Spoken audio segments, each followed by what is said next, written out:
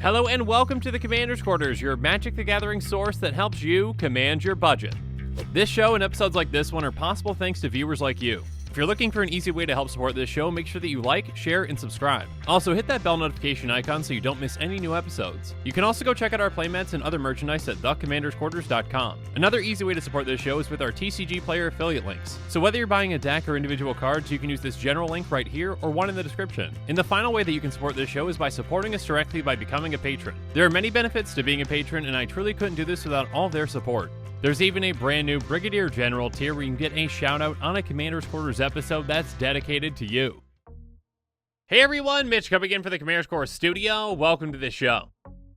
So yesterday, Wizards had a Twitch stream where they showed off some super early Innistrad spoilers. Or I guess since there are two Innistrad sets coming up, I should specify these are ones from Midnight Hunt, which will be coming out in September. Now, since that set is coming out in late September, in fact September 24th, my guess is that the actual spoiler season is going to be starting up in early September, so yeah, these are some super early spoilers. Regardless, I'm going to take you through each of the cards that were spoiled and talk about what commander decks out there might want to use them.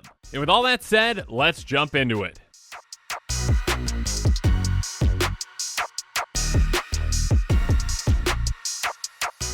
So first up, we've got Triskaidekaphile, and my apologies if I'm mispronouncing that because it's not all that easy to say. Triskaidekaphile is a 1/3 human wizard for 1 and a blue that says you have no maximum hand size. Also, at the beginning of your upkeep, if you have exactly 13 cards in your hand, you win the game.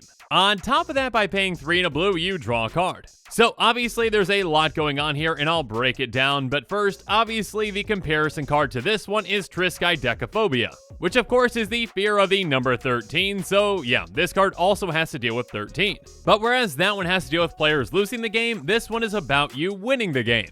Now when it comes to alternative win conditions, this one's really not all that tough to meet. Now if it didn't give you no maximum hand size, it would be slightly tougher, because at the end of your turn you'd go down to 7 obviously, and then you'd have to draw 6 cards in between the time that your turn ended and the time that your next turn is starting. Now obviously that's also very doable, but since it gives you no maximum hand size anyway, you don't have to worry about going back down to 7. And actually, even just with that no maximum hand size, that can be a useful card for a lot of decks with, just a nice alternative win condition that happens to be stapled onto it. And of course, on top of all of that, you can still pay 3 and a blue to actually draw a card. So you can even just pay mana into this to draw enough cards to win if you've got the mana available and if you're close enough to 13. Regardless, if this sticks around and you've got some sort of a big X instant speed draw spell like a Blue Sun Zenith, yeah, you could just easily win the game with this. Now when it comes to commanders that might want this card, the first ones that came to mind were control commanders like Baral, Chief of Compliance. Baral says, instant sorcery spells you cast cost 1 less to cast, and whenever a spell or ability you control counters a spell, you may draw a card. If you do, discard a card. So Baral is all about countering a lot of spells and controlling the game. First up, giving you a maximum hand size can definitely help out with this commander, and of course on top of that, if you're able to control things and protect your Triskaidekaphile, then yeah, you can get to 13 cards with a draw spell and win. Another example of a commander that might want to consider this card is Niv-Mizzet Parent. Niv-Mizzet says, whenever a player casts an instant or sorcery spell, you draw a card. So, giving yourself no maximum hand size is huge for a commander like this. This counts all players casting instant sorceries, so you're going to be drawing a lot of cards throughout the game, and yeah, you're going to have well more than 7 by the end of the turn. So your opponents are actually going to be helping you build up your hand, and of course you're going to have plenty of instants and sorceries that also draw you even more cards, so yeah, you can easily get to 13. Or how about a commander like Riel the Everwise? She has, whenever you discard 1 or more cards for the first time each turn, draw that many cards. So if you've got some sort of an instant speed wheel effect like Tolarian Winds, you can just ditch your hand and then draw twice as many cards and yeah, easily get up to around 13 cards. And of course, if you're at more than 13 cards, just cast a few spells to get them out of your hand, and there you go, 13. But now that we talked about Triskaidekaphile, and again, my apologies if I'm mispronouncing that, let's move on to another exciting card. And that would be Wrenn and Seven. Because we had Wrenn and 6, and now we've got Wrenn and 7. So then I assume we're going to go to Wrenn and 8, then Wrenn and 9, etc, etc. But anyways, Wrenn and 7 is a planeswalker that starts off at 5 loyalty and costs 3 green. Her +1 is reveal the top 4 cards of your library, put all land cards revealed this way in your hand and the rest in your graveyard. Her 0 is put any number of land cards from your hand onto the battlefield tapped. Her -3 is create a green treefold creature token with reach, and this creature's power and toughness are each equal to the number of lands you control. And her -8 is return all permanent cards from your graveyard to your hand. You get an emblem with, you have no maximum hand size. So there are quite a few abilities on this card, and each of them are quite powerful. The first one can essentially get you up to 4 lands right off the top of your library into your hand, and for the cards that aren't lands, those go into your graveyard. Drawing up to 4 cards is an incredibly powerful thing. Even if those are just lands in the right deck, that can be fantastic. And also, there are plenty of other decks that want you to fill the graveyard, so yeah, that's not a bad thing at all either. That 0 is also pretty incredible in the right deck, basically just ramping you a ton. And obviously, that +1 can set your 0 up really well too. So a landfall type deck might want to consider this card because, yeah, if you've got a handful of lands, you're going to get a ton of landfall triggers with that 0. The -3 can actually give you a huge threat, or actually just a huge blocker because, again, it's got reach, and it's going to keep growing throughout the game. And that -8 is basically a lesser Praetor's Council, but still, that's incredible, getting a lot of cards from your graveyard back in your hand and giving you no maximum hand size for the rest of the game. Yeah, so this Planeswalker can definitely provide you with a ton of value. But now let's go through a few commanders that might want to consider this card with Sisaya, Orochi Ascendant, Borborygmos Enraged, and Karth the Lion. Sisaya has reveal your hand. If you have 7 or more lands in your hand, flip it. It flips into Sisaya's Essence, which says whenever a land you control is tapped for mana, add 1 mana of that type to your mana pool for each other land you control with the same name. Wrenn and Seven is pretty fantastic in this deck for a lot of reasons. First up, this deck runs an absurd amount of lands, so chances are you're going to hit at least 3, maybe 4 of them off the top of your library. So yeah, this can fill your hand in no time. So this can easily help you get to 7 lands in your hand, and then yeah, you can flip it into Sisaya's Essence, which is an incredible effect, especially when you can then just 0 and dump all those lands from your hand right into play on the next turn. That's at least an extra 7 forests in play, so yeah, all your forests are essentially going to tap for an absurd amount of mana. Another commander that loves having lands in its hand, though, is Borborygmos Enraged. It very simply says, discard a land card, Borborygmos Enraged deals 3 damage to a creature or player. So Borborygmos can definitely protect Wrenn and Seven, and yeah, Wrenn and Seven can keep refilling your hand for it. And of course, a lot of Super Friends decks out there like Karth the Lion are going to want to consider this card. And actually, with Karth the Lion's effect, Wrenn and Seven becomes a 2-turn ultimate Planeswalker. Because Karth says, Planeswalker's loyalty abilities you activate cost initial +1 to activate. So the +1 is basically a +2, which gets you to 7, and actually the -8, which is the ultimate, becomes -7, so there you go. And as I mentioned before, lands matter, and landfall decks out there are going to want to consider this card too.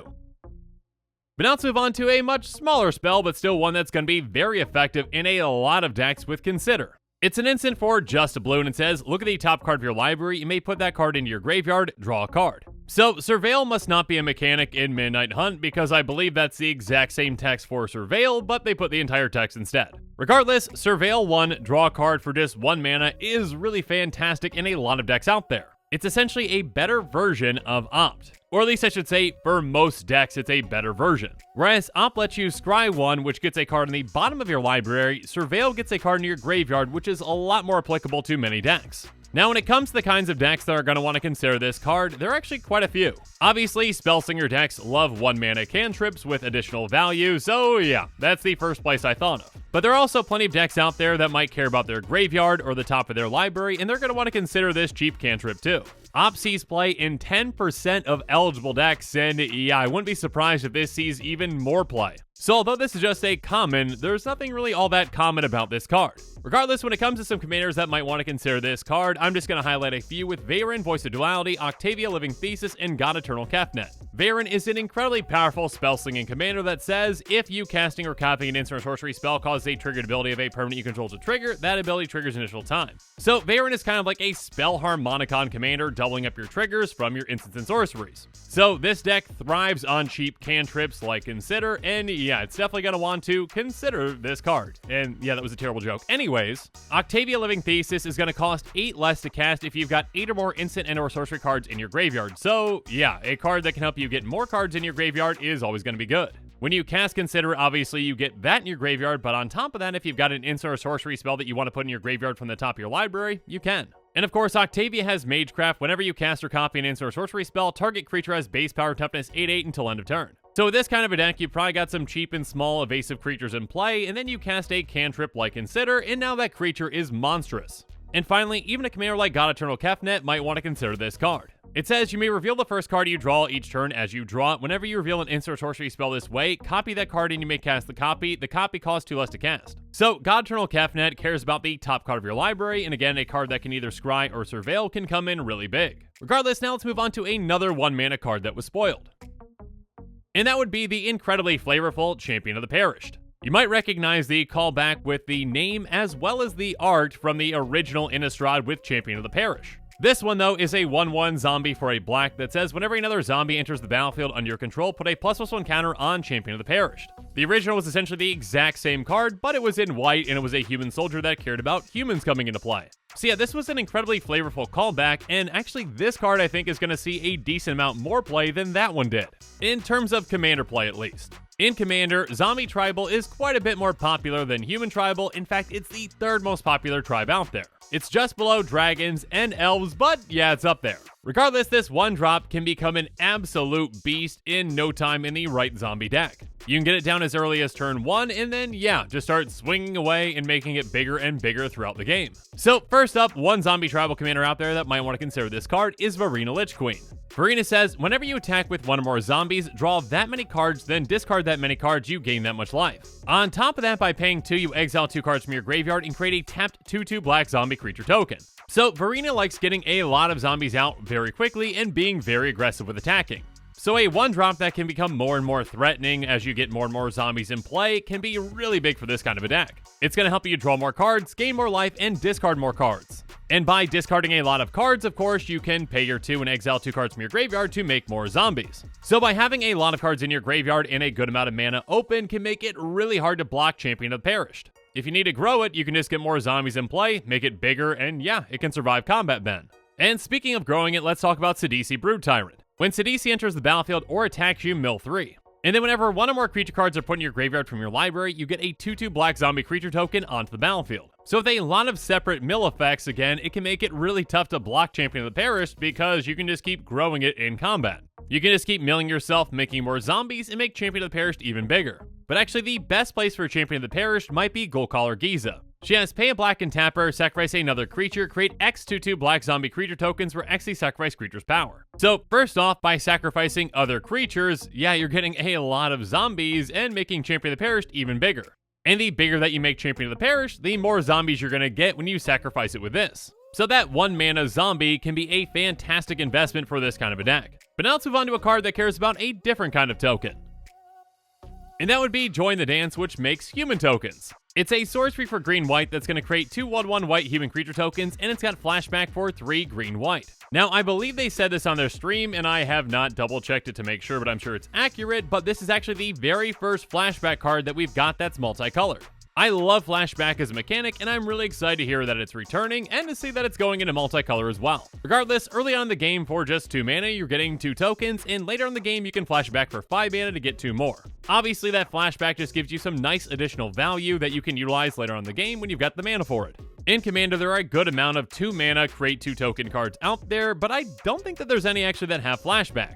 And cards like that, like Dragon Fodder, see a decent amount of play. But yeah, I think the main place for this card is going to be in Human Tribal or token decks. So when it comes to token decks that might be considering this, let's talk about Reese the Redeemed, Trostani Selesnya's Voice, and the other Trostani with Trostani Discordant. Reese the Redeemed has pay 4 Selesnya, and tap. For each creature token you control, create a token that's a copy of that creature. So yeah, being able to produce a decent amount of tokens with 1 card can really help you just double them up with Reese. And then Trostani Selesnya's Voice says, whenever another creature enters the battlefield under your control, you gain life equal to that creature's toughness, and by paying 1 green-white, you tap it to populate. So you can gain some life and populate some tokens, and depending on the Trostani build, this might find a place there. The other Trostani works in a different way, giving other creatures you control +1/+1. So this is a token deck that can work around anthems, and yeah, creating some humans that might start off small can be a lot more threatening when you've got things like Beastmaster Ascension in play. But now let's move on to another 2-mana spell that is quite different. And that would be Infernal Grasp, which is an instant for 1 and a black that says destroy target creature, you lose 2 life. So this essentially is the Doom Blade or Go for the Throat of the set. Now, unlike other similar 2-mana kill spells like those, this one has no restriction on what creature you can kill. But because of that, it does have the downside of making you lose 2 life. Now, 2 life in a format like Standard is going to be a lot bigger deal because that's 1/10 of your life total. But in a format like Commander where you start off at 40 life, that's not a lot at all. Again, that's only 5% of your entire life. Regardless, cards like Go for the Throat and Doomblade do see play, and actually I think that this one might see even more play. Again, unlike those cards, this one has no restriction, it just has a very slight downside in Commander. So some commanders that might want to consider this card are commanders like Geth, Lord of the Vault, Toshiro Umezawa, and Vilis, Broker of Blood. Geth likes getting creatures in graveyard, so yeah, a 2-mana kill spell can really help with that. Geth has pay X and a black, put target artifact or creature card with converted mana cost X from an opponent's graveyard onto the battlefield under your control tapped, then that player mills X cards. So yeah, a cheap 2-mana kill spell can essentially help you steal a creature that's in play with this commander. Another one that might want to consider this is Toshiro Umezawa. Yes, whenever a creature an opponent controls is put into a graveyard from play, you may play target instant card in your graveyard. If that card would be put into a graveyard this turn, remove it from the game instead.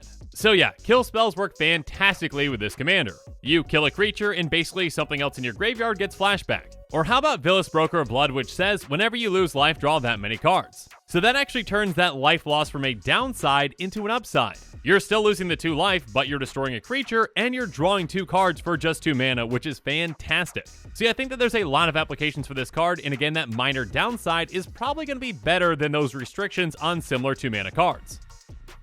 But now let's move on to the final card that was revealed yesterday, though, with Play with Fire.